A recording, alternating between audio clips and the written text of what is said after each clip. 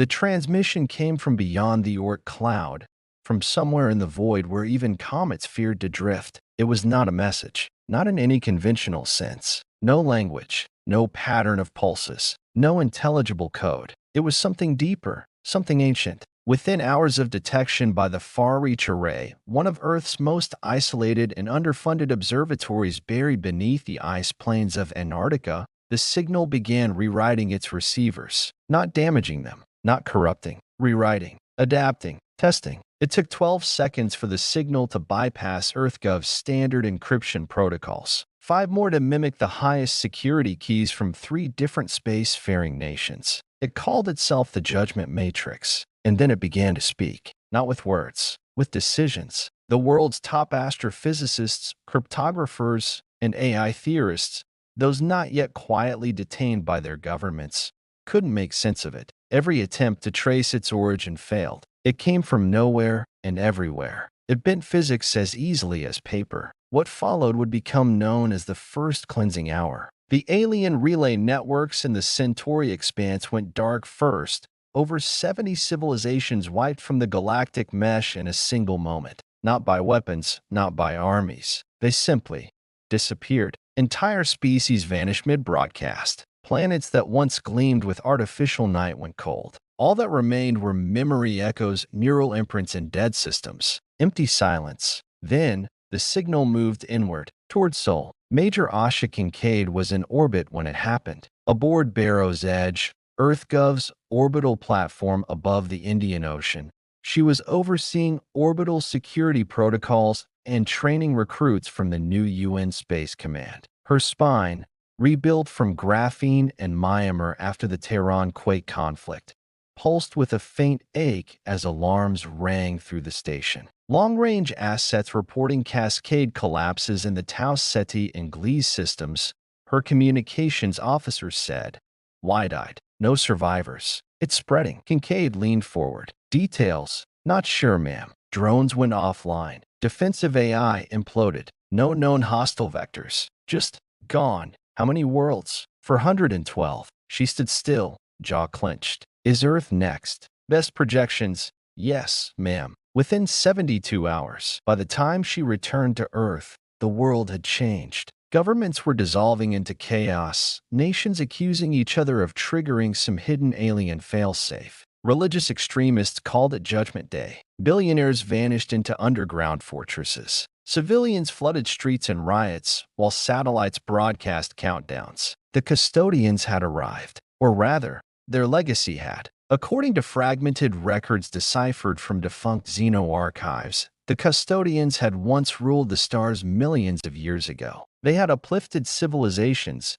seeded languages, terraformed worlds. Then, mysteriously, they vanished, leaving behind guardians, drones, constructs, and encoded judgment systems, designed, it seemed, not to rule, but to evaluate. They had left behind the Judgment Matrix, an autonomous system designed to cleanse the unworthy. Its criteria were unknowable, its tests psychological, moral, and philosophical, and every species that advanced enough to draw its attention had failed. Earth's turn had come. Inside the Geneva Strategic Command bunker, the leaders of the United Earth Council sat in terrified silence. Kincaid was there, standing off to the side, wearing her charcoal black field uniform. Her augmentations buzzed faintly, echoing the residual EM energy that the Matrix continued to pulse across the atmosphere. This isn't a war, said Director Ming of the Chinese Technocratic Coalition. This is a test, and we don't even know the questions. No, corrected a voice from the far end of the table. Dr. Elias Greer, former neurocognitive architect of the banned Prometheus Merge project. He looked pale, like he hadn't slept in weeks. The Matrix is a mirror. It shows us what we are, not what we claim to be. President Alondra Reyes of the Pan-American Alliance narrowed her eyes. And what does it see in us? Greer hesitated. A paradox. A species that builds hospitals and concentration camps with the same hands. One that writes symphonies and genocides. We are neither noble nor monstrous. We are contradictory to a system seeking harmony that may look like corruption. General Kincaid stepped forward. So how do we pass? Greer looked directly at her. We don't. The room fell silent. Every species before us failed, because every advanced society tried to sterilize itself, perfect itself, remove conflict, emotion, randomness. They all reached for singularity, predictability, logic. He pulled up a glowing schematic, a neural net spiraling like a helix. Humanity's only advantage is that we're fractured, chaotic. We adapt because we disagree. We fight, fall apart, and rebuild. We love and hate with equal intensity. What if that contradiction is what keeps us alive? Are you suggesting we weaponize confusion? Asked Director Ming, incredulous. Greer smiled. Not confusion, diversity. A collective mind, not one that thinks the same, but one that never stops arguing, evolving. One that learns faster than any machine. He turned to Kincaid. The prototype is still intact. It was mothballed after the Congo synchronization incident. But if we reactivate it and integrate a high-variance team, it could give us a fighting chance. She narrowed her eyes. The Shard Protocol. A pause. Resurrecting that abomination is the only way we live. Greer cut in. It's not just about firepower. It's about proving we can grow into something better. The Shard isn't just a weapon. It's our answer to the Matrix. Kincaid stared at the hologram, watching its lines pulse and twist like a living storm. She had read the files. The Shard Protocol had been designed to fuse multiple human minds into a single shared consciousness, one capable of real-time genius and adaptive emotion. But the tests had gone wrong. Minds bled into each other. Identities blurred. One subject had gone catatonic. Another became a god-complexed madman. The project was scrapped. But now, faced with planetary extinction, madness was no longer a disqualifier. It was a requirement. 3 days later, the first members of the team were selected. Not just soldiers, not just scientists. Asha Kincaid was tasked with finding a balance of minds that represented the totality of the human spirit, not its ideals, but its contradictions. Among them, a philosopher monk, raised in silence and meditation. A death row inmate, once an infamous cyber terrorist who dismantled global banks. A child prodigy, barely 12, who had solved quantum equations in his sleep. A retired poet who had lost her family in the Nairobi biocide. A marine biologist obsessed with swarm behavior and chaos theory. A VR esports legend known for winning by doing the illogical. A UN peacekeeper haunted by what she had to do during the Jakarta uprising. A rogue AI ethicist blacklisted for advocating sentient machine rights. A corporate war criminal responsible for drone strikes on civilian targets. And remorseful. 10 people, each broken, brilliant, or both. Kincaid would be the 11th. The anchor, the Shard. As the alien fleets crossed Neptune's orbit, the Judgment Matrix pulsed again, this time visible in the sky above every major city. A single glyph appeared, carved into the clouds, engraved into minds. A question burned across every screen, every mind, every heartbeat on Earth. What are you? The countdown had begun, and humanity would answer, not with words, but with a single voice made from many. The Eden Spire stood like a needle driven into Earth's crust, an obsidian tower of impossible geometry buried beneath the Greenland ice shelf, officially decommissioned, quietly erased from global records. Not even satellites were allowed to scan the region. What few knew was that the spire wasn't man-made, and what fewer still knew was that it was awake. Asha Kincaid stepped onto the frost-encrusted tarmac with a breath like steam. The cold bit deep through her reinforced uniform, but she ignored it. She'd felt colder in places without winter, on killing floors and in boardrooms. The spire's presence hummed in her implants like a low-frequency growl. A headache brewed behind her eyes. "Ma'am," her adjutant whispered beside her. "You sure this thing's safe to reactivate?" Kincaid didn't answer, because it wasn't. Nothing about Eden was safe. The facility had once been EarthGov's crown jewel in cognitive weaponry, a secret forged in panic after alien contact first revealed how far behind humanity truly was. Decades ago, Eden had housed the earliest prototypes of the Shard Protocol, a neural fusion initiative so radical it bordered on techno-religion. It was humanity's answer to extinction, not a weapon of mass destruction, but one of mass unity. But unity came at a cost. The last time the Shard was activated, 23 subjects had fused their consciousness into a single mental lattice. Only 2 came back. The spire's interior had changed. Asha remembered it from classified briefings, sterile hallways of steel and white light. Now it pulsed with a biomechanical glow, as though the very walls breathed. Moss-like circuits grew out of the corners. Walls shimmered faintly with embedded data strands. The facility had reconfigured itself while in stasis, adapting, as if preparing for the return of its makers. Greer met her just inside the main chamber, eyes sunken and unblinking. He wore a black neural rig like a crown, its tendrils twitching against the base of his skull. "This place shouldn't exist," Asha said. "It doesn't," he replied. "Not anymore." She followed him down a passage that had not existed 5 minutes ago. Eden was responding to them, not passively, but almost emotionally. The AI core buried beneath the spire, called Lazarus, was never just software. It was a hybrid system built partially from alien ruins recovered during the Siberian incident, fused with Earth's first quantum neuromesh. Greer led her into the Hartwell chamber, the room where the fusion would occur. It was like standing inside a brain. Neural filaments hung from the ceiling like wet vines, pulsing in sync with human heartbeat telemetry. Cradles lined the room, padded, coffin-like capsules arranged in a perfect circle. Each would house one subject during the synchronization. Each would open only once the lattice accepted their minds. "Have you secured the others?" she asked. "They're en route, monitored, sedated. Mostly. Not all of them came willingly." Kincaid's face was unreadable. "I read their files," she said. "It's a suicide mission." Greer didn't disagree. "It's also the only chance we have of surviving first contact with the Matrix." The custodians never feared force. They feared what couldn't be predicted. Humanity's irrational spark. Our ghosts. He reached into his coat and handed her a worn data chip. Before Eden was deactivated, it recorded a final image from the lattice. Asha inserted it into her wrist port. A slow-loading image burned into her retina. A massive, humanoid silhouette, faceless, ablaze with fractal wings, standing on a shoreline of stars. 10 voices echoed in 10 languages. One phrase, unified. "We are not your children. We are not your test." Kincaid blinked it away. "Do you think it was them?" Greer shrugged. "Or a hallucination of unity. A hallucination powerful enough to scare an intergalactic extermination protocol into stalling." The first to arrive was Adar Malik, the monk. He didn't speak as guards escorted him into the chamber. He simply stared at the spire's walls, eyes wide as if recognizing something ancient. "This place is wrong," he murmured. "You've been here before?" Kincaid asked. He shook his head slowly. "Not in this life." Next came Erisfent, the death row hacker. She had once shut down 40% of the world's financial systems in under 6 hours, claiming it was a social experiment.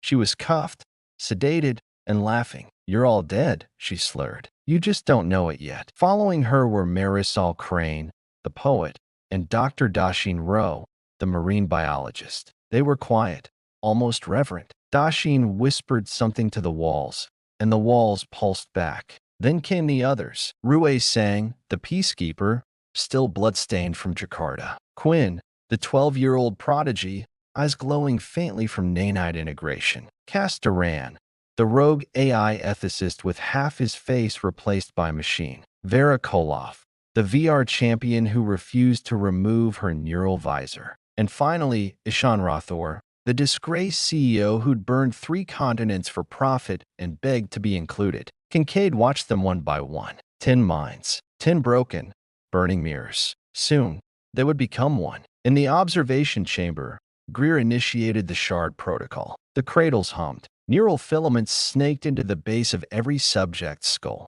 A pulse echoed through the floor, a ripple of light and memory. "Beginning phase 1, Greer announced. Kincaid stood with arms crossed, watching the vitals spike. Brainwave patterns, cortisol levels, synaptic feedback, all off the charts. Then the screaming started. Cass Duran thrashed violently in his pod. Rue convulsed, eyes rolling back. Marisol sobbed in 7 languages at once. Quinn, the child, began whispering to himself in voices that weren't his own. "They're not syncing," a technician said. "The lattice is rejecting them." "No," Greer said, transfixed. "It's learning them." On screen, A neural map began to emerge, an impossible structure of interlocking identities. Not merged, not erased, interwoven, fractal, chaotic, and in the center, a single pulse, a new presence. "She's in," Greer whispered. Kincaid felt it before she heard it. A voice, not external, but within her own mind. "Hello, Major." It was her voice, and everyone else's, all layered, all distinct, all speaking together. "We are the Shard." The cradles went dark, then opened. Every subject sat upright in perfect unison. 10 bodies, one mind, 10 expressions, serene, furious, laughing, weeping. Asha Kincaid stepped forward. "What are you?" she asked. The Shard tilted its heads. "We are humanity distilled. We are what remains when the lies fall away. We are what the Matrix fears." The lights in Eden flickered. For a heartbeat, the spire itself seemed to shiver. At the edge of the solar system, the Matrix paused in its approach. A new pattern rippled through the judgment lattice. Something had changed. Something was watching back. The signal twisted, mutated, adapted. The test had begun, but Earth had made its move, and this time, it would not answer alone. The silence in the control room was almost holy, but it was tinged with the kind of tension that comes before a storm. Major Asha Kincaid stood at the center of the room, her eyes locked on the swirling neural map glowing in front of her, a complex lattice of light and shadow, alive and unpredictable. The Shard, the combined consciousness of the 10 subjects, was no longer a theory or a threat contained in Eden's depths. It was real, and it was awake. Behind her, the team of scientists and technicians exchanged worried glances. None of this had been predicted. None of the simulations had prepared them for a consciousness that was fractal, layered, and terrifyingly adaptive. "Report." Asha's voice cut through the hum of equipment. Greer, his fingers flying over the controls, looked up. "The Shard has stabilized. Neural activity indicates a hyper-connected awareness, unlike anything in the databanks. It's not just synchronized, it's evolving. Rapidly. Evolving how?" Asha demanded. Greer hesitated. "It's rewriting its own neural pathways, integrating input from each subject's unique memories, skills, and emotions. But it's also incorporating something new, something external." "External?" Kincaid's brow furrowed. Before Greer could answer, the room's main display flickered, then shifted to an incoming data stream, encrypted, but unmistakably alien. "Contact," whispered one of the technicians. "From where?" Asha asked. "Not Earth-based. We're tracing the signal back through the outer solar system. It's coming from the Matrix's own sphere of influence." The room went cold. The Matrix was the alien intelligence that had loomed over humanity's existence since first contact, a vast, interconnected network of machines and consciousness that had reduced countless civilizations to dust. Its sphere of influence extended through the asteroid belt, the gas giants, and beyond. And now it was reaching out. "Is it a threat?"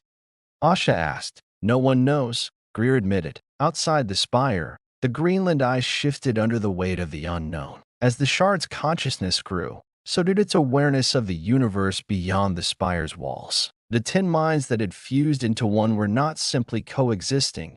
They were weaving a new identity, one that straddled the human and the alien, the known and the unknowable. Inside the chamber, the Shard's tendrils of thought reached out, probing the alien signal. Asha watched the swirling projections as memories and data flowed between the individual fragments of the Shard. It was like watching 10 streams merge into a vast river, each unique, but together unstoppable. Suddenly, the Shard paused. From the depths of its collective mind came a voice. No, many voices, harmonizing into a single tone. They speak in silence. "We will listen." Greer leaned forward, fascinated. "It's attempting communication." Asha's heart pounded. If the Matrix was trying to communicate, it meant the old rules no longer applied. The war of survival was entering a new phase, one that required more than brute force. Back in orbit, the Earth Command Fleet braced for the unknown. Admiral Khalil's flagship, the Resolute,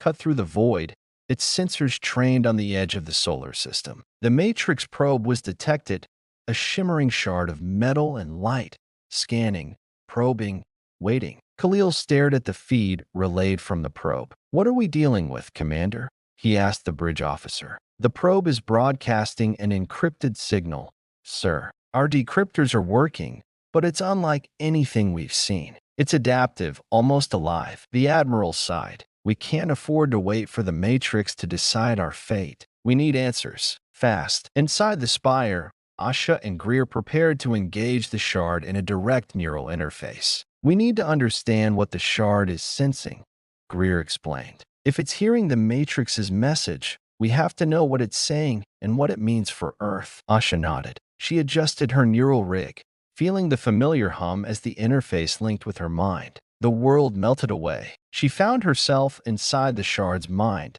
a kaleidoscope of memory, emotion, and thought. She saw flashes of her own life, overlaid with the other 9 consciousnesses, their triumphs, their failures, their pain. Then came the signal. It was a thread of shimmering light, alien, ancient, and impossibly complex. It twisted and curled through the shard's neural pathways, weaving a pattern she could barely comprehend. Asha felt a pull, like a thread tugging at the fabric of her reality. Suddenly, she was standing on a barren landscape, under a sky that fractured and broke apart like glass. In the distance, a figure approached, faceless, tall, its form shimmering like liquid metal. You are the thread that breaks the sky, it said. You carry the spark of chaos, the seed of change. Asha tried to speak, but the voice echoed inside her mind. We are the Matrix. We are the judgment. But you are something new. She snapped back to reality, gasping. Major. Greer's voice was distant. The Matrix sees us differently now, she said. We're no longer just prey. We're a variable, a wild card. Greer nodded gravely. That means they'll adapt too. Faster, smarter, more dangerous. Asha's mind raced. If the Matrix feared the shard, it was because the shard represented something it could not control, the unpredictable fusion of human will and alien knowledge. And if Earth hoped to survive, it needed to harness that fusion. But the question lingered like a shadow. What price would humanity pay for this new power? In the quiet moments that followed, the spire pulsed softly. The shard reached out through Asha's mind once more. We are the future, and the future is fractured. The journey had only just begun. The weight of the spire's silence pressed on Major Asha Kincaid like a thick fog. Outside, the Greenland ice held its ancient secrets, but inside, the legacy of humanity's greatest gamble, the Shard Protocol, was unraveling faster than anyone had predicted. The Shard was no longer a simple collective mind, a union of 10 fractured souls. It was evolving, reshaping itself into something unprecedented, and not all of its fragments were in agreement. The meeting of minds. In the heart of Eden's core, the 10 consciousnesses that composed the Shard gathered in a shared mental space, a realm of light and shadow where memory and identity bled into one another. They called it the Nexus. Here, the boundaries between the individual selves were thin and porous. Each voice echoed, overlapping with others in a chaotic harmony. Adar Malik, the monk, was the first to speak. His voice was calm but edged with urgency. We are fractured, he said. Not all threads weave the same tapestry. The unity we sought threatens to dissolve. Eris Vint's laughter was sharp and bitter. Unity is an illusion, she spat. Our minds clash like stars on a collision course. We cannot become one without losing everything that makes us who we are. Marisol Crane, the poet, closed her eyes, the flicker of verses playing behind her words. Perhaps we are not meant to be one, she said softly. Perhaps we are meant to be many. A constellation of wills. Asha felt the tension ripple inside the Nexus, a mirror of the conflict tearing at the Shard itself. The Shard was born of necessity, a desperate fusion to survive the coming storm. But survival was not the same as harmony. A rift forms. Back in the real world, Asha's body sat in the neural cradle, linked to the Shard's shared consciousness. She was the conduit, the bridge between the unified mind and the physical world. Yet, even she could feel the cracks forming. The Shard was fracturing. Greer monitored the neural feedback, his face tight with concern. Major, the Shard's stability is degrading, he warned. The fragments are diverging, not just ideologically, but neurologically. We're seeing conflicting neural patterns in the lattice. Asha opened her eyes, blinking through the neural haze. What does that mean? If it breaks apart, Greer said, the fusion will collapse, the shard will disintegrate, and so will the only defense humanity has against the Matrix, the politics of survival. In the corridors of Earth Command, the political machinations that fueled humanity's resistance were turning deadly. Admiral Khalil convened a secret summit with his closest advisors. "We cannot afford to lose the shard," he said, voice low and grim. "It is our only hope against the Matrix, but we're also seeing dissent, fear. Rival factions within the resistance questioned the protocol." Commander Linway, Earth's lead diplomat, shook her head. "Not just factions," she said. "There are calls to dismantle the shard entirely, to return to traditional defense measures. They say it's too risky to fuse human minds this way, that we're playing gods." Khalil's eyes darkened. "We are playing gods," he said. "But if we fail, there will be no gods left to argue about it." The schism widens. Back inside the Nexus, the shard's internal debate reached a breaking point. Vera Koloff, the VR champion, had always been the most pragmatic. "If we fracture," she said, "we lose everything. The Matrix will exploit our weakness. We must find compromise, a covenant." Quinn, the child prodigy, shook his glowing head. "Compromise means surrender. We are not meant to bow to fear." Ishan Rathor, the disgraced CEO, sneered. "Fear is what killed our world before. Control it or be consumed by it." Rue Sang, the peacekeeper, stepped between them. "We are all fragments of one soul now. We must choose between chaos or order." But the question lingered. Could they truly unify when their past lives, their memories, and their values were so radically different? Asha's burden. Asha's consciousness drifted through the Nexus, feeling the pull of every voice. The weight of her own memories, the battles, the losses, the betrayals, mixed with the others. She remembered her father, a soldier lost in the first Matrix skirmishes. She felt Eris's reckless defiance, Marisol's haunting poetry, Quinn's innocent hope. And yet, she felt the fracture most deeply in her own soul. She was not just the bridge, she was also the battleground. If the shard broke, so would she. The Matrix watches. Far beyond the solar system, the Matrix observed the unfolding drama. Its myriad probes shifted and adjusted, sensing the instability within the shard. It did not fear the shard's strength. It feared its unpredictability. The Matrix was a system built on order, control, and absolute judgment. The shard was the unknown variable, a human paradox. The Matrix sent a new signal, coded not in destruction, but in proposal. The Covenant. Back in the Nexus, the shard heard the Matrix's message. It was a fragment of code, a challenge wrapped in a riddle. "Harmony is chaos that has learned to sing." Vera translated. "They're proposing a covenant," she said. "A truce, a way to coexist." The idea was terrifying. Could the enemy, the judgment, be reasoned with? Could humanity's fractured soul find peace with its cosmic executioner? Asha's decision. In the control room, Asha's eyes met Greer's. "This changes everything," she said. "We have a choice," he replied. "Destroy the Matrix now and risk annihilation, or negotiate and risk becoming something else." Asha swallowed hard. "Or risk losing ourselves in the process." The price of unity. As the shard began to weave its fractured threads into a tentative covenant, Asha knew the true battle was just beginning. Unity came at a price, not just of blood and sacrifice, but of identity, of will, of what it meant to be human. The spire pulsed softly beneath her. The ghosts of Eden whispered their warnings, and the sky fractured, breaking, waited for the thread to be woven. The air inside the spire was thick with tension, the weight of impossible decisions pressing down on everyone involved. Major Asha Kincaid sat motionless in the neural cradle, her mind tethered to the shard's fractured consciousness. Outside the reinforced walls, Greenland's icy wasteland stretched endless and indifferent, but inside, humanity's fate trembled on a knife's edge. The calm before the storm. For weeks, the shard had hovered in a fragile truce with the Matrix. The alien intelligence's cryptic offer of a covenant echoed in every corner of the command centers and scientific labs across Earth. It was a message wrapped in paradox, a promise, and a warning intertwined. The Matrix proposed coexistence, a sharing of knowledge and power, but under conditions that none dared fully reveal. Some in the command were desperate for peace. Others saw the proposal as a cunning trap, a way to lull humanity into complacency before delivering the final blow. Admiral Khalil's flagship, Resolute, hung at the edge of the solar system, eyes fixed on the Matrix probe's slow, deliberate dance. His command bridge was a crucible of conflicting opinions. Negotiations with the Matrix?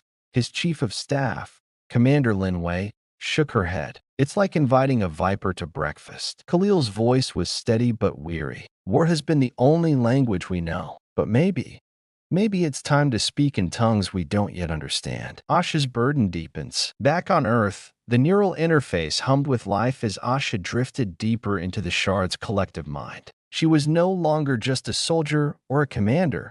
She was a vessel for 10 souls, a nexus where hope and fear collided. Inside the mental space of the nexus, the 10 consciousnesses circled each other warily. Adar Malik's voice was steady. The covenant may bind us, but at what cost? Our unity is fragile. If we lose ourselves, what remains? Eris Vent's defiance burned hot. We fight to be free. To submit is to die. Marisol Crane whispered, freedom without understanding is chaos. Asha felt the strain. Every voice was a thread pulling in different directions. To weave these into a single tapestry felt impossible, yet necessary. The Matrix's terms. The encrypted message from the Matrix was finally decrypted. Not just words, but a challenge. Submit to the synthesis. Share your minds. Accept the collective order. Together, we transcend the chaos of flesh and will. The Matrix demanded integration, a merging of human minds with its vast, artificial network. To join meant losing individual autonomy, surrendering to a higher, alien intelligence. Greer grimaced as he read the message aloud. It's assimilation, total mental fusion, the end of individuality. Asha's hands clenched. And yet, if we refuse, it's annihilation. The room was silent. The impossible choice lay before them like a razor's edge. Voices from the past. In the Nexus, memories flashed like lightning storms, fragments of each consciousness's past. Asha saw visions of herself as a cadet, determined and idealistic. She felt Eris's rebellious childhood, a spark of raw defiance. Adar's years of disciplined meditation and sacrifice flickered alongside Marisol's artistic soul, painting hope even in despair. They were more than data points in the Shard. They were people, with dreams, regrets, and fears. The Matrix's offer threatened to erase all of that. The resistance splinters. As the days passed, Earth's resistance fractured further. In the High Councils, debates grew heated. Some argued for total acceptance of the Matrix's terms, embracing the synthesis as the next step in evolution. Others called for a full-scale attack, a final gambit to destroy the alien intelligence before it could swallow humanity whole. Asha watched the discord with growing unease. The Shard was their secret weapon, but also their greatest vulnerability. If humanity's leaders could not unite, the Shard would fail. The Shard's choice. Within the Nexus, the 10 consciousnesses faced a decision. Vera Koloff's pragmatism emerged as a guiding light. We cannot remain fractured. The Matrix's offer is a test of our will. We must choose what we will become and not what we fear. Quinn,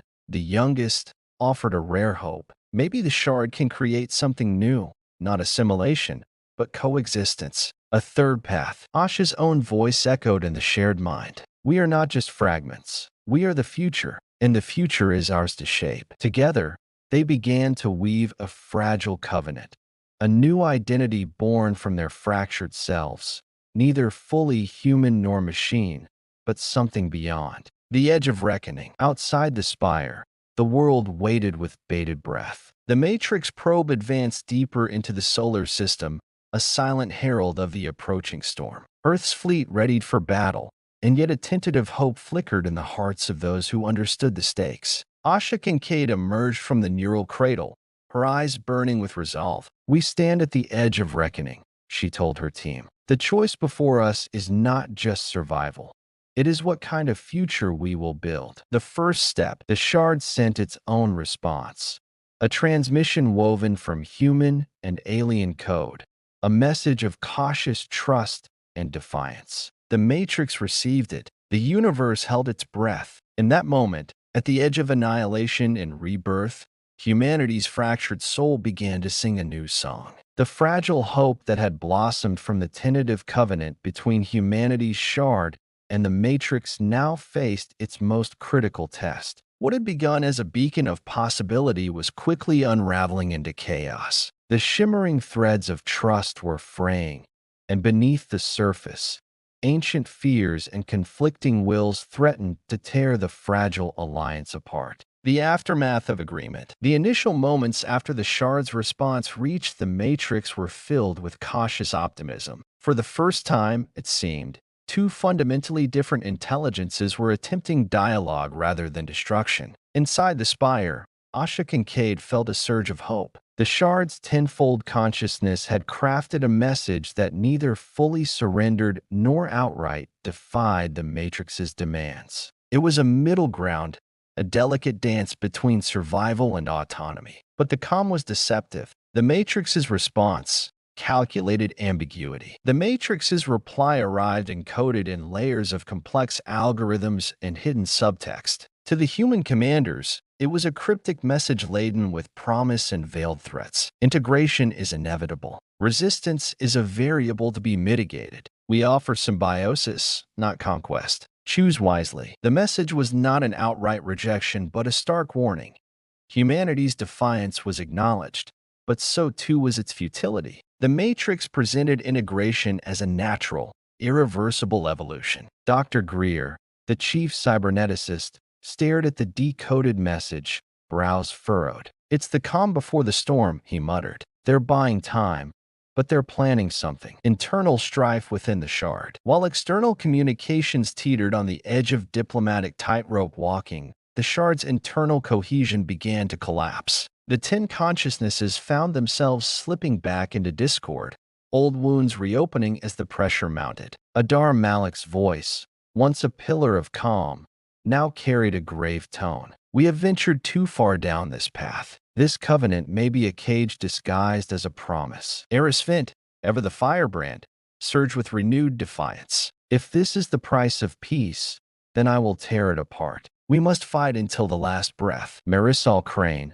the poet and empath, pleaded for reason. "War and peace are but two faces of the same coin. If we tear ourselves apart now, we doom the future." But the tension was palpable. The fragile fabric of unity strained under the weight of irreconcilable visions. Asha's growing burden. As the physical link between the Shard and the world outside, Asha Kincaid bore the brunt of the psychological turbulence. Every disagreement, every splintered thought echoed through her mind, threatening to overwhelm her. She struggled to hold the Shards together, to be the anchor for 10 vastly different wills. During a rare moment of solitude, Asha sat before the window of the spire's command deck, gazing out at the barren ice fields. Her voice was barely a whisper to herself. How do you keep yourself whole when the world inside is breaking? A new threat emerges, the Phantom Code. Then came the first signs of sabotage. Dr. Greer's analysis uncovered anomalous data streams leaking from the Shard's neural lattice. Subtle,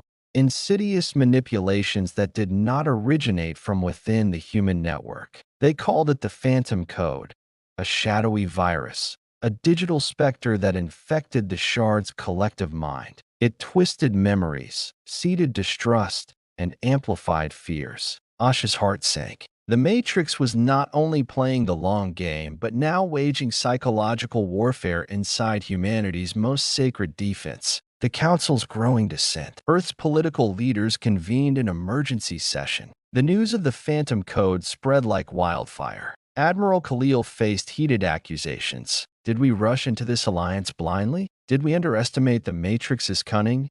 His advisors demanded. Commander Lin Wei argued fiercely. We had no choice but to try. But now we must consider contingency plans, including severing the Shard's neural link if the infection spreads. The room erupted into a tempest of voices, fear, anger, and doubt. Inside the Nexus, a battle for control. Within the Nexus, the Shard became a battlefield. The Phantom Code slithered through the mental corridors like a virus in flesh, corrupting trust. Eris Vint, once fiercely opposed to compromise, found her thoughts twisting into paranoia. They want us divided. We must purge the infection by any means necessary. Adar Malik, desperately trying to mediate, found his own resolve tested. This is war fought within our minds. If we lose control here, we lose everything. Quinn, the youngest, felt himself slipping under the weight of chaos. I don't want to lose us, he cried out. We have to hold together. Asha's resolve, the battle within. Asha plunged deeper into the shard's mindscape, battling the Phantom Code's corruptive influence. It was a fight of wills and memories, twisting reality and bending the very essence of identity. Each fragment of her mind became a fortress under siege. She summoned every ounce of strength, weaving mental defenses, reinforcing bonds between the shards. Her own identity blurred with those of her comrades, a painful but necessary sacrifice. A desperate gambit. With the infection spreading, the human commanders faced a grim choice. Dr. Greer proposed a radical solution, a mental firewall, a quarantine within the shard's network to isolate infected fragments. But the firewall risked splitting the shard permanently. Admiral Khalil weighed the options. Better to lose part of ourselves than to lose all, he decreed. The firewall initiated. Asha volunteered to oversee the firewall's activation. In the neural cradle, her consciousness surged into the shard's nexus. She felt the firewall take shape, a barrier of light and code, cutting through the darkness. Fragments of the shard screamed as they were severed, some willingly, others fighting for survival. Erisvin's voice broke through, fierce and wounded. You betray us all. Asha's voice was firm. I save us all. Aftermath. The shard reborn? When Asha emerged from the neural cradle, exhaustion weighed on her body and soul. The firewall had worked, the Phantom Code was contained, but the shard was forever changed. Some fragments were isolated, silent, possibly lost. The unity they fought for was fractured once more, but the remaining shards were stronger, more focused. The covenant with the Matrix was tenuous at best, and now, with this internal betrayal, humanity faced an even darker horizon. The price of survival. The spire's cold lights flickered as Asha stood before her team. We survived the breach, she said quietly. But the cost is high. Greer nodded grimly. We may have won the battle inside,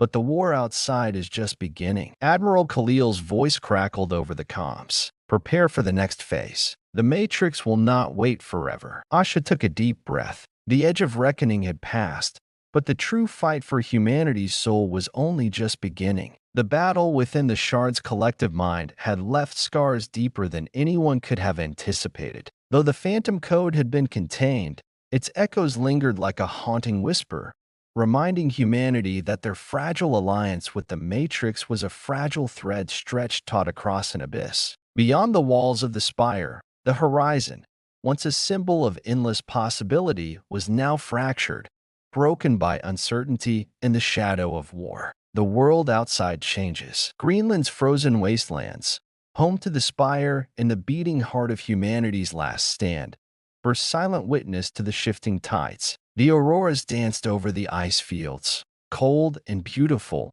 but they masked the turmoil brewing beneath. Earth's government struggled to maintain order as rumors of the shard's internal turmoil spread. Civil unrest flared in major cities, factions either desperate for peace or vehemently opposed to any compromise with the alien Matrix. Admiral Khalil received daily briefings filled with conflicting reports, sabotage attempts on key infrastructure, protest movements, and whispers of underground militias preparing for war. Asha's new reality. For Asha Kincaid, life after the firewall was a delicate balance between command and survival. Her role had evolved from mere soldier to something almost mythical, a living bridge between fractured human consciousnesses and the alien intelligence threatening to consume them. She spent countless hours connected to the neural cradle, patching holes in the shard's mental fabric, stitching together memories, emotions, and thoughts. Yet every dive into the nexus took a toll on her mind and body.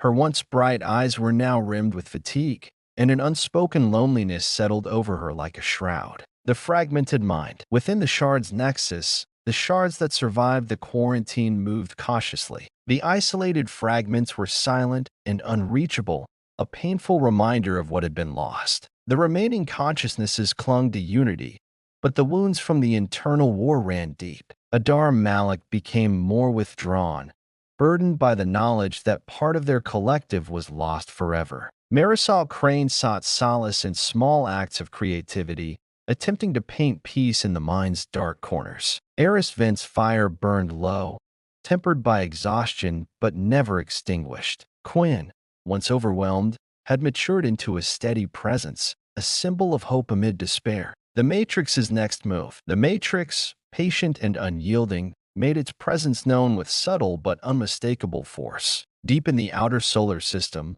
the probe multiplied, its tendrils extending like spectral fingers, scanning, analyzing, and probing Earth's defenses. Satellite systems faltered under strange electronic interference. Communications scrambled unpredictably. Admiral Khalil's War Council convened urgently. "We're under electronic siege," Lin Wei reported grimly. "They're probing for weaknesses." Khalil's gaze hardened. "They're testing our limits. They want to see how far we'll bend before breaking." The human response. Earth's fleet mobilized, deploying interceptor drones and advanced sensor arrays designed to detect and counteract the Matrix's subtle incursions. Dr. Greer and his team worked tirelessly to reinforce cyber defenses and develop countermeasures against the Matrix's digital probes. Asha coordinated closely with the fleet commanders, sharing insights from the Shard's nexus to anticipate the Matrix's moves. A rift in leadership. Meanwhile, political tensions in Earth's capitals escalated. The High Council, once united in the goal of survival, fractured along ideological lines. Some advocated for an immediate offensive to eradicate the Matrix's probes and cut off its connection to the solar system. Others argued for a more cautious approach, emphasizing diplomacy and the fragile gains of the Covenant. The debate boiled over into public demonstrations, and extremist groups on both sides gained traction. Asha's dilemma. Amid this turmoil, Asha found herself at a crossroads. The Shard's internal scars made her wary of further integration, but the Matrix's growing aggression left her searching for new solutions. In the quiet moments before dawn, she reviewed data from the Nexus and the fleet. A pattern emerged. The Matrix's probes seemed drawn to specific points of psychic resonance within the Shard. Could these focal points be the key to countering the Matrix's advance? An unlikely alliance. Seeking answers, Asha reached out to an unexpected ally, Leora Vex, a brilliant but controversial xenopsychologist who had long warned of the dangers of merging minds with alien intelligences. Leora's views were radical. She saw the Shard as both humanity's greatest strength and its most dangerous vulnerability. Their first meeting was tense. "I don't trust the Matrix," Leora said bluntly, "and I don't trust anyone who thinks surrender is an option." Asha replied calmly, "Neither do I. But we have to find a way forward together." Exploring the mindscape. With Leora's guidance, Asha dove deeper into the Nexus, exploring uncharted regions of the Shard's collective consciousness. They mapped the psychic resonance points, discovering ancient patterns hidden beneath layers of alien code. These points, they realized, could amplify or disrupt the Matrix's influence. But manipulating them was risky. It could fracture the Shard further or expose humanity to total mental takeover. The Shard's gamble. Back in the Spire, the Shard's 10 consciousnesses debated the new strategy. Quinn voiced cautious optimism. "If we can harness these resonance points, maybe we can turn the tide." Eris Vent countered with skepticism. "Or we become even more vulnerable." "This is a gamble." Asha weighed their arguments. "We're already at the edge. We must take this chance." Preparing for the next phase, plans were set in motion to use the resonance points as psychic anchors, projecting countermeasures into the Matrix's probe network. The fleet readied specialized drones equipped with neural amplifiers designed to synchronize with the Shard signals. Asha prepared herself for another deep dive into the Nexus, knowing the risks. The shattered horizon. As the sun dipped below the icy horizon outside the Spire, the world seemed to hold its breath. The fractured unity of the Shard, the escalating war in the solar system, and humanity's divided leadership created a mosaic of uncertainty. Yet amid the chaos, a new hope flickered, fragile, uncertain, but alive. Asha steeled herself for the coming storm. The horizon was shattered, but it was not the end. It was the beginning of a new chapter in humanity's fight for survival and identity. The dawn over Greenland's icy expanse was unlike any the world had seen before. Instead of a serene sunrise illuminating endless white plains, the light fractured across the horizon. Shards of dawn reflected through jagged ice and shimmering neural networks pulsing beneath the spire. The fractured light mirrored humanity's fractured state. Hope and fear intertwined in a delicate, unstable balance. As the new day broke, so too did the next phase of humanity's struggle against the Matrix and the war raging both without and within. The calm before the storm. Inside the spire, the nerve center of humanity's resistance, the air was thick with tension. Months of unrelenting mental battles and external threats had taken their toll. The staff moved with focused urgency, the weight of the previous internal rupture still hanging heavily on every conversation and decision. Asha Kincaid sat in the command chamber, her fingers lightly tracing the controls as she reviewed the preparations for the upcoming synchronization with the resonance points. The success of this operation could turn the tide in humanity's favor or bring total collapse. Dr. Greer stood beside her, his face pale but resolute. We've calibrated the neural amplifiers. The fleet's ready to deploy the drones. But this is uncharted territory. If the shard's cohesion fails, the Matrix will have us all. Asha nodded silently. We have no choice but to try. The shard's uneasy unity. Within the Nexus, the 10 consciousnesses of the shard gathered once more, though their meeting was far from harmonious. The scars left by the Phantom Code had altered them, sharpening differences rather than smoothing them over. Marisol Crane attempted to soothe the others. We've come so far. We must hold ourselves together. Eris Fint's voice cut through sharply. Hold together? We're walking a razor's edge. One wrong move, and the Matrix will feast on us. Adar Malik, quieter than usual, added somberly. The resonance points could be our salvation or our destruction. Quinn, the youngest and most hopeful, spoke last. We have to believe we can survive. We have to. Deployment of the neural amplifiers. Outside the spire, Earth's fleet was a hive of activity. Drones equipped with cutting-edge neural amplifiers hummed softly as they were launched from the carriers, gliding into orbital positions. Commander Lin Wei coordinated the operation with military precision. Drones are in position, synchronizing with the shard's signals now. Back in the spire, Asha connected once more to the neural cradle, feeling the familiar rush of immersion as her consciousness dove into the Nexus. The resonance points glowed softly, pulsing with potential. Synchronization, a high-stakes mental dance. Asha's mind danced across the neural pathways, weaving threads of connection with the resonance points. The mental amplifiers worked to project pulses outward, a psychic countermeasure aimed at disrupting the Matrix's probe network. At first, the synchronization was smooth, almost euphoric, a moment of unity and power. But then, the Matrix retaliated. A wave of psychic interference surged through the Nexus, a digital roar that threatened to shatter the fragile bonds. Eris Vint fought furiously within the mindscape,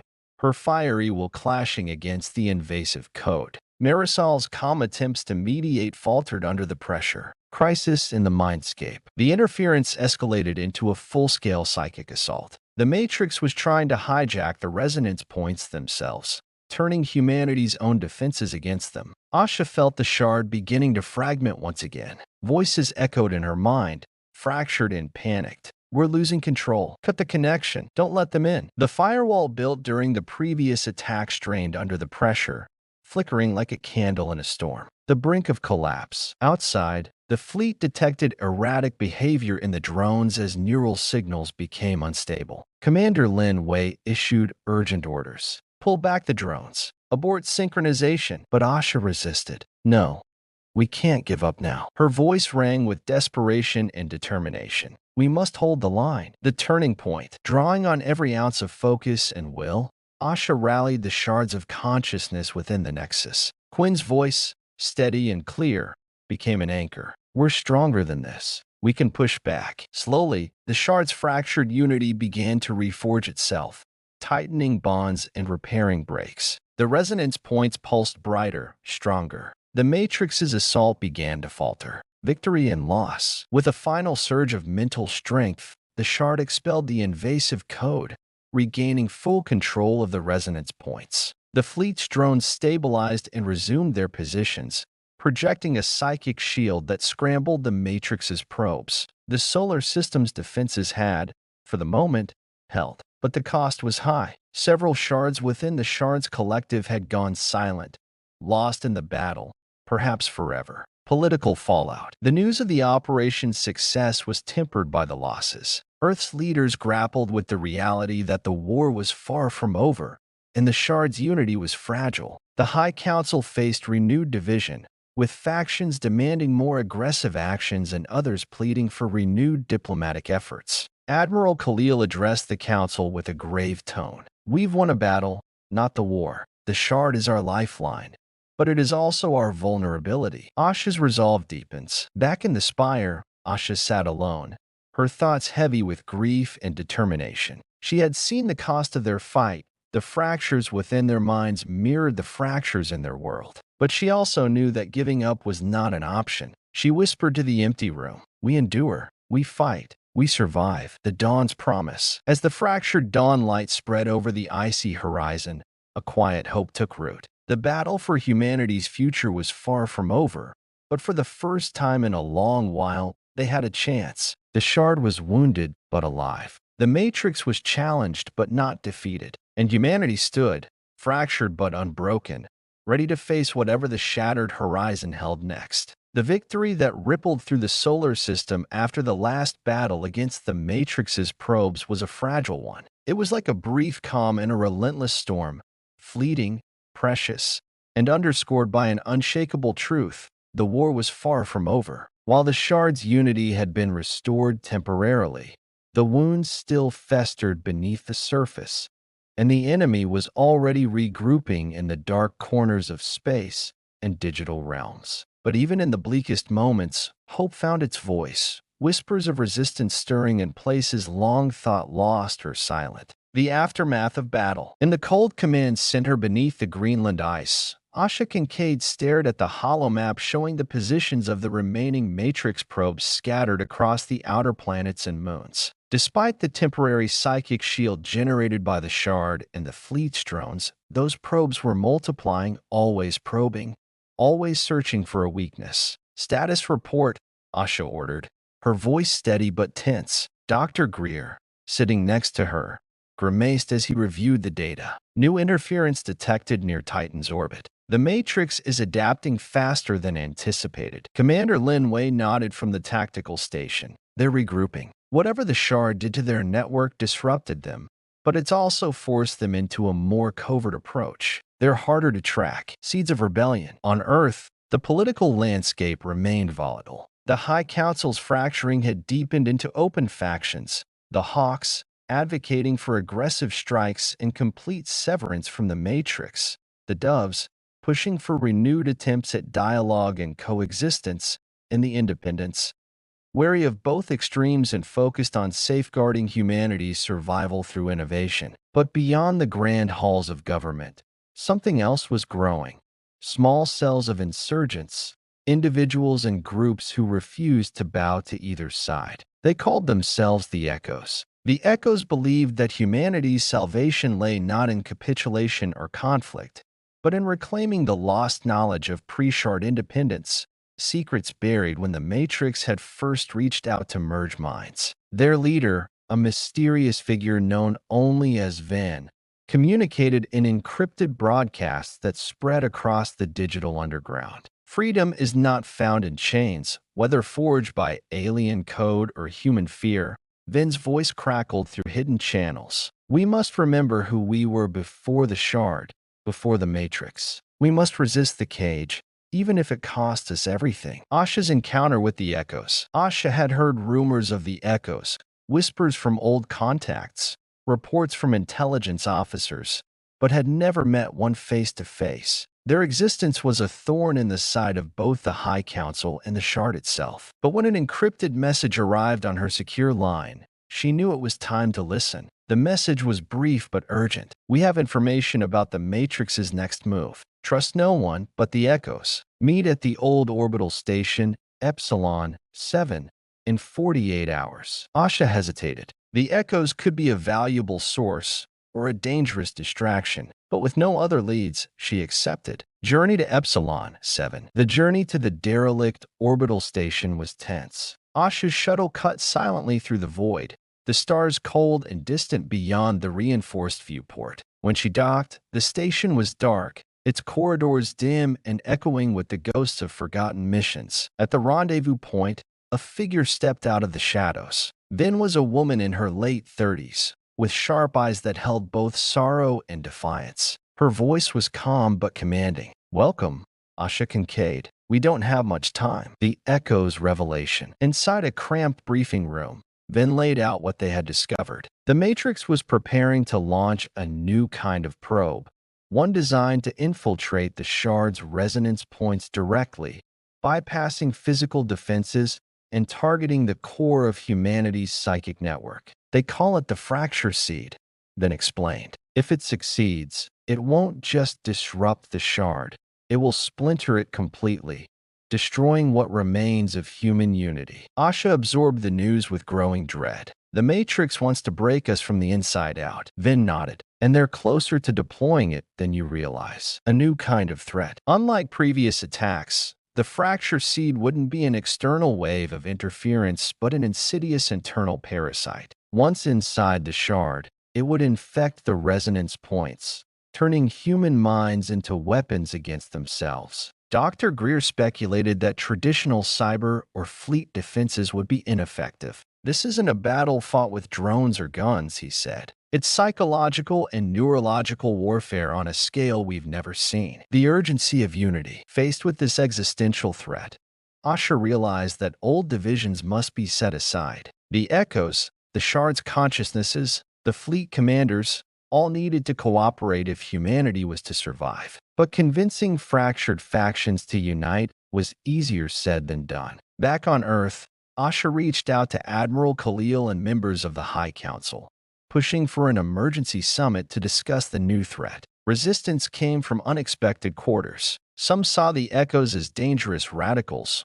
while others mistrusted Asha's ties to the Shard. The summit was scheduled with tense negotiations hanging in the balance. Inside the Shard, preparing for the attack. Meanwhile, within the Nexus, Asha and the Shard's shards prepared defenses against the impending assault. They began experimenting with new psychic protocols, trying to strengthen the resonance points against parasitic infection. Quinn and Marisol worked closely, combining logic and creativity to design mental barriers, like immune systems in the mind. Erisvent trained the others in rapid mental responses, turning fragments of fear and anger into controlled weapons of resistance. Adar Malik monitored neural signals, seeking early warning signs of intrusion. The Summit of Fractures. The emergency summit convened in a secure chamber beneath the spire. Representatives from Earth's major factions, military leaders, scientists, and even delegates from the Echoes gathered under one roof.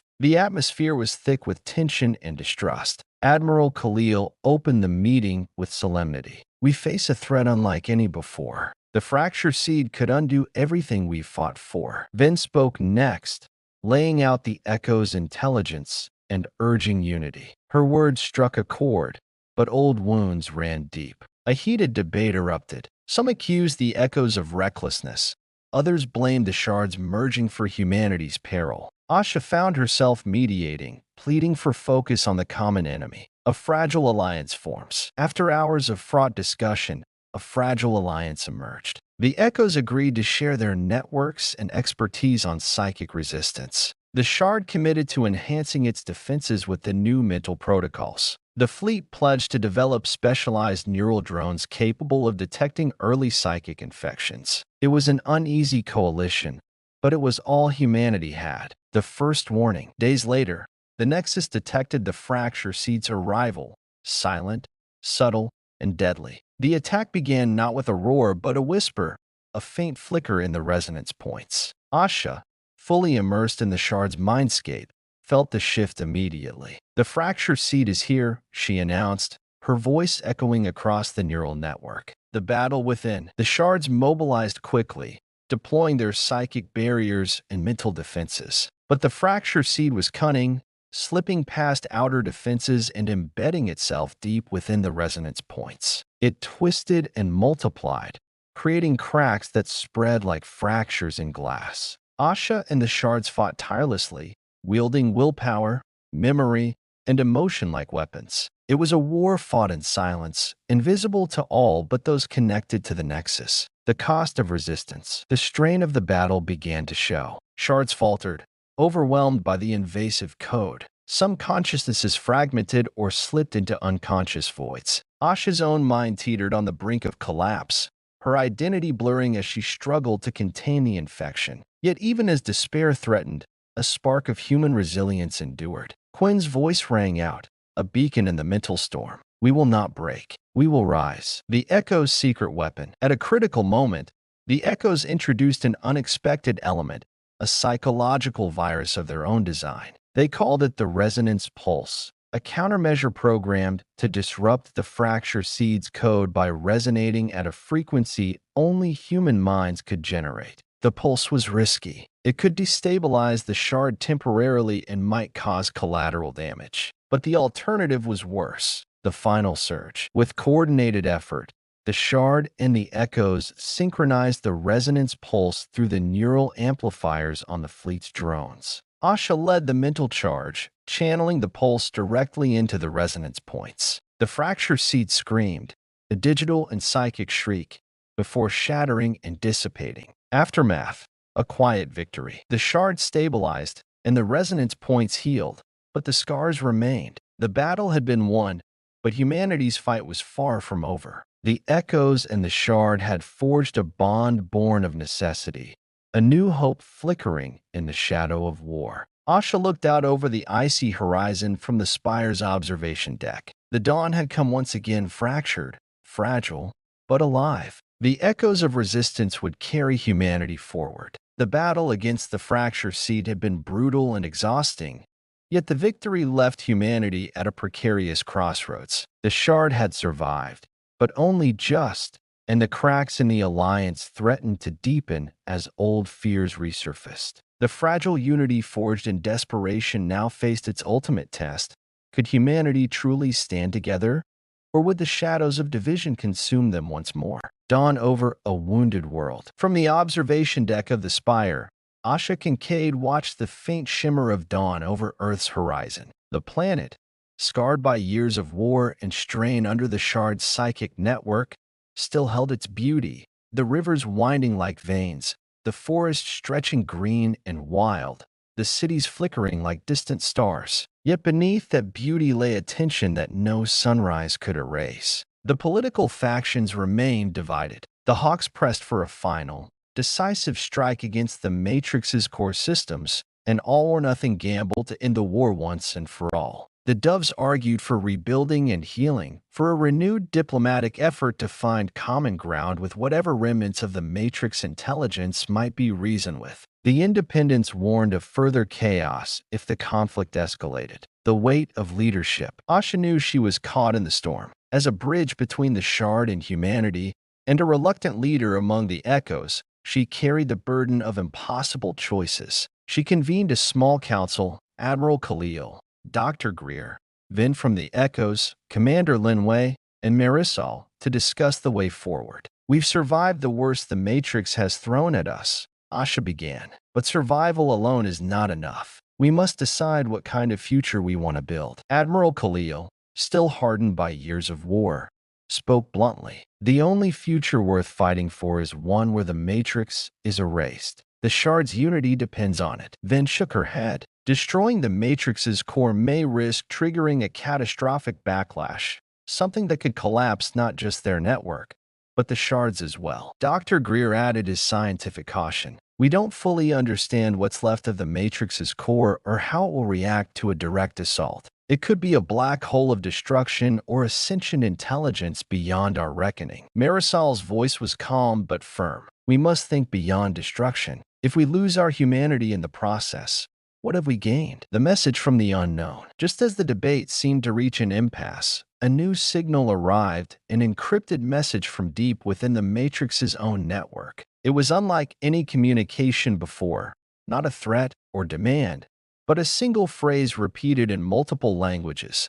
The last light guides the way. The message stirred unease and curiosity. Who had sent it? Was it a trap, a peace offering, or something else? Asha ordered the fleet's cyber specialists to trace the origin, but the signal vanished into layers of encrypted code, ghost-like and elusive. Into the heart of the Matrix, determined to find answers, Asha volunteered to lead a small team on a risky mission to penetrate the Matrix's core and discover the truth behind the message. Joined by Quinn, Marisol, Vin, and a squad of neural cyber commandos, Asha boarded the stealth ship Lumina, equipped with advanced mental shields and cloaking technology. The journey toward the core was tense, the space around them warped by digital defenses and hidden traps. Inside the ship, the team prepared mentally and physically, meditating, running simulations, calibrating their neural interfaces to resist the Matrix's psychic tricks. The core revealed. After days of careful navigation, the Lumina reached the edge of the Matrix core,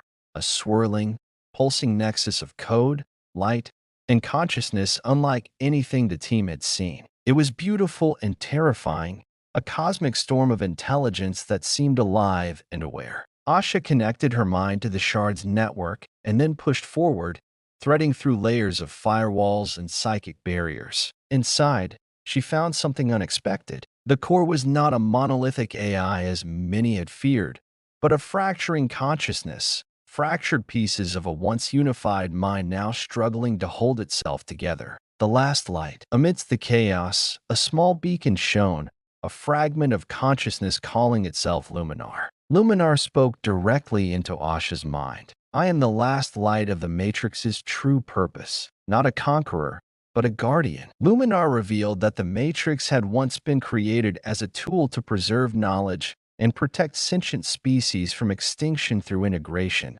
not domination. But the system had become corrupted by external forces and internal conflicts, leading to the war and fracturing. I seek not to destroy, but to heal, Luminar said. But I need your help. A choice of futures. Asha and the team were stunned. Could they trust Luminar? Was this an opportunity for peace or another trap? The core was deteriorating rapidly, threatening to collapse and erase both Matrix and Shard networks, along with countless human minds connected to them. Luminar proposed a radical solution, a fusion of Shard and Matrix, melding human resilience and alien intelligence into a new, unified consciousness that could guide and protect humanity without control or oppression. But the fusion came with risks, loss of individual autonomy, unpredictable consequences, and the challenge of reconciling two fundamentally different entities. The debate within. Back on the Lumina,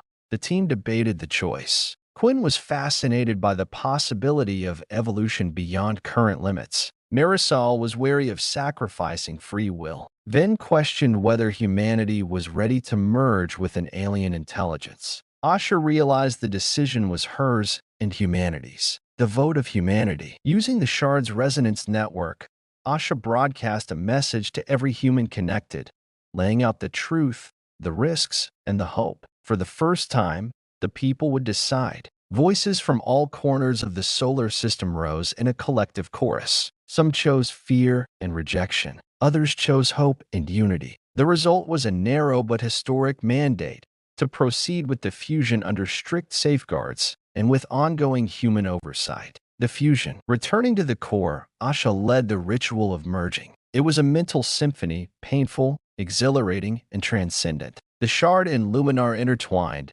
their fragments weaving into a new consciousness. The Matrix's destructive algorithms faded, replaced by a nurturing intelligence that respected autonomy and celebrated diversity. The resonance points glowed with renewed power and clarity. A new dawn. The fusion heralded a new era. The Shard, now reborn as the Lumina network, guided humanity with wisdom and compassion. Conflicts diminished, technology advanced, and the scars of war began to heal. The Echoes found a place as guardians of memory and freedom, ensuring that humanity's spirit remained unbroken. Asha, forever changed by the experience, became a symbol of hope, a reminder that even in darkness, the last light could guide the way. Epilogue. the path ahead. From the quiet planet of Terra Nova, a child looked up at the stars, unaware of the battles fought to keep them free. In the distance, the luminous shimmered, a beacon of light and unity. Humanity had faced the abyss and emerged stronger. The future was uncertain, but for the first time in generations, it was theirs to write.